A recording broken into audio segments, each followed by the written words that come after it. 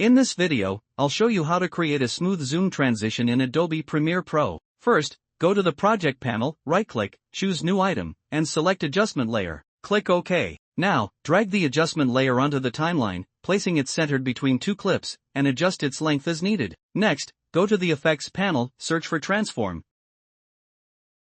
and drag it onto the adjustment layer. Then, in the Effect Controls panel, scroll down, uncheck Use Composition Shutter Angle, and set the shutter angle to 360. Place the playhead in the center of the transition.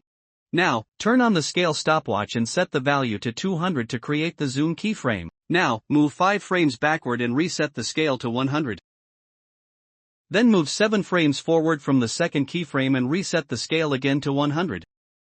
Now click this small arrow, right-click the first keyframe and select Ease Out.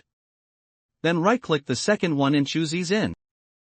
Finally, adjust the graph curve to smooth out the transition.